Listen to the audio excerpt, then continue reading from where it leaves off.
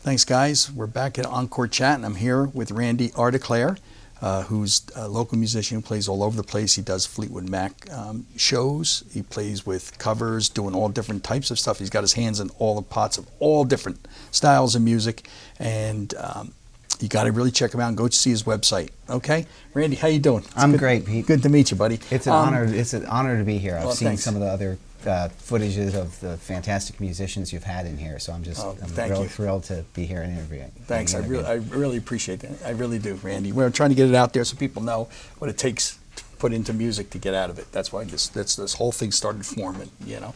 And what I want to ask you is if you could please tell everybody, how'd you start? Like, give me the beginning and working your way up to now, which is going to be over a span, but let's want to hear. Okay. Well, the very beginning was in elementary school. Okay. When it came time to picking instruments, and I was drawn to music. I just knew I wanted to play music and share it and play with my friends. And so the trumpet seemed like the right pick. Okay. For me, it was only three buttons. Yeah, all those reed instruments looked overwhelming, and the stringed instruments with no lines and having the right positions and everything. I was just, I guess, drawn to the trumpet. Its simplicity, maybe I liked. Okay. And I was so excited to get started that I took summer lessons after third grade, so I had to jump on everyone when I started in fourth grade. There's a little bit of a jump in a couple months. Get a headway. That's good. That's all right. I was so excited to get started. Yes.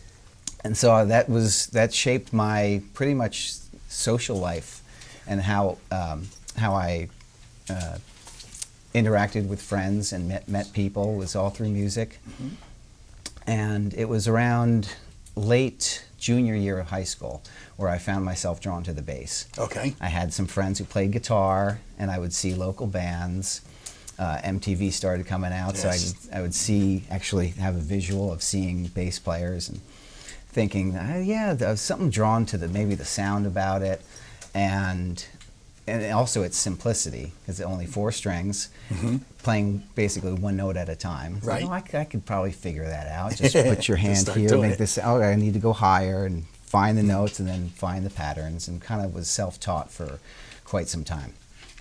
Gotcha. Okay. And now, how you study all your way up when you were doing all that? Like, have you done personal lessons and private lessons and stuff like that? Right? Not until I was 31. Okay. When, Well, that's all right. Yeah, I had been just playing bass in local bands and learning on my own, and came to a point in my life where it's like, okay, really, why am I doing this? Because I have a day job, Right. and that wasn't really defining me. It wasn't my passion. But here I was, just always playing the bass and being involved in music, and just thinking,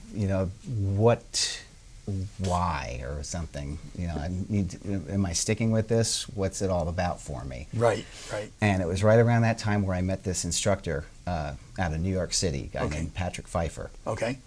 And I gave him that pitch, saying how I felt. He has heard it many times before. He says, "Oh, come on in. We'll get you through it. In 6 months, you won't even recognize yourself. You'll start to hear everything differently and be able to play in all different styles." Wow. And so I made that jump and realized, and it was around that time that I realized, well, I think I have been a bass player ever since I was born. Okay. And not really drawn to it till I was 17. So because I started hearing songs from my childhood and realizing, oh, I really like that song because of the bass lines in it. Yeah, you're listening from the backbone of the It's just kind of what got me, and I felt that was my voice, and especially the Barney Miller theme. Okay. As a kid, Yeah, the show would come on once a week. Yes. I'd be there with my dad watching the show and just waiting for the theme song to start, and then it starts. Doom, da, da, da, doom. That sounds so cool. It gets you started. So I realized once I dove in and started putting more into music that I realized that this is part of my identity, and this is wonderful. And it's all making sense for you too, right? From the musical standpoint of it, with the lessons. So realize, okay, I'm a musician, I'm a bass player, and I do this day job to make income and support the lifestyle and I don't want to say hobby, because it's not really a hobby. It's what you do. It's a way of life. It's all part. It's all the arts, right? It's musician, all part of it, man. That's what it is. So do you think? So Randy, there's no doubt in your mind that it. Well, here's a good point. You're just saying that, talking about, you're 31 and you just started taking lessons. How quick did you jet when you were working with the teacher and doing, like, how fast did you see the progress? Was he pretty spot on? Skyrocketed. He was probably spot on. And it opened my ears up like hugely. Like, started to listen to everything differently.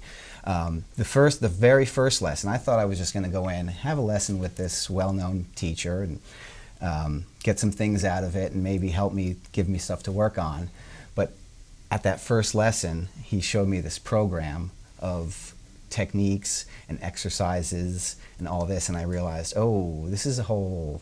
I'm gonna keep coming back. Yeah, get your chops up. And so I started going into New York like maybe every 2 weeks, and it became a real special time. I really looked forward to it, going in there, because I knew I was going to be getting so much out of it. Yeah. And there were a couple lessons that I even walked out of with like tears in my eyes, because I realized this possibility and this awakening and opening up of musicianship and why I'm doing it. And you can see, it gets you going. Wow. Now, how do you think, Randy, how do you feel about, like, comparing, now, again, we're going back because we've been doing it for a long time. Yeah. Now, what's the new thing that's happening today? Well, the new thing that's happening today is you have the internet, with YouTube. Right. So, if somebody wants to learn a lick or something, they can do that, but they don't. That's all well and good, but if they don't, my whole point is, and I guess I want to ask you, is how do you feel about the technology now, plus the fact of how important lessons are? It's one thing to learn something, do a lick, but if you don't know what you're doing, right? You know what I mean? Like, what's your take on that? The internet and the YouTube and all the videos that are posted, they're great tools. Okay. Like, there's times where I might be working on a song, and it's really hard to hear exactly what's going on, and it might be a popular enough song that someone might have posted themselves playing, and it'll take the guesswork out for me. Right. So that's all well and good when there's something specific that you want to pick up on. Right. And other videos, just instructional, can help you with many things. However, there's just nothing like the one-on-one, with a good instructor, because they'll get immediately fix you if you're doing anything incorrectly. They've made all the mistakes in the past, or they've learned not to make the mistakes from other instructors. Sure. And they pass it on to you and get you doing things correctly or most efficiently as far as technique, and as far as offering what things to listen to and things to work on to shape you as a full-rounded musician. Yeah, kind of like get your practice time right. Like there's actually ways, I guess, to practice longer than you really need to, in the sense of, like you're going this way to get to point B, where you can, if you learn how to practice properly, you can actually really shoot. Absolutely. And like I said, when I was doing lessons, I just had realization after realization. Yeah, about making it. And sure enough, 6 months later, I didn't recognize myself from 6 months before. See, that's great. See, that's how important, that's how I stress, guys, that's how important lessons are at any instrument and at any level and at any age. One thing great about music is that it's not like sports where physically you just can't do it because of, the older you get, whether you're arthritic, with music you can always play, always play. So Randy, if you had the last advice to say to people before we close this up about to the young kids out there that are looking, what's your advice to them if they're interested or show any interest with a lesson, like with a musical instrument? Like, what do you feel? Give them kind of the little words of wisdom of what you should do. Here's your pecking order. Just absorb as much as you can of it. If you're drawn to it, then do it. Yeah, if you're drawn to it, then it's worth doing, and enjoy it. Enjoy it, and you don't have to be super fantastic at it. If you enjoy doing it, keep doing it. And if you want to grow at it and excel, definitely get private instruction. To do. And that'll set you on your path to let you know it's like, oh yeah, this is possible and this is possible.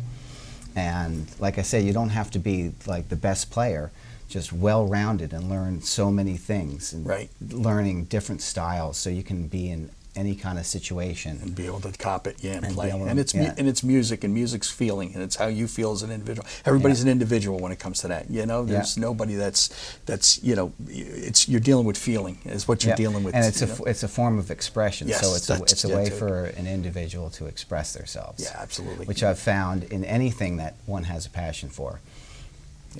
Yeah, you're 100% right. That's nailing it on the head.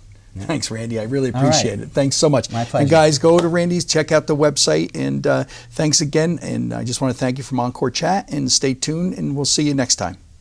Really put an effort in to learn an instrument. It's so important. Thanks again for lending an ear. Thanks for stopping in to Encore Chat. I'm Pete Schmeeds, that owns a small little store called Schmeeds Music, 831 Route 10 East in the Pine Plaza Shopping Center in Whippany, New Jersey. Thanks, guys, and stay in touch to see more videos to come.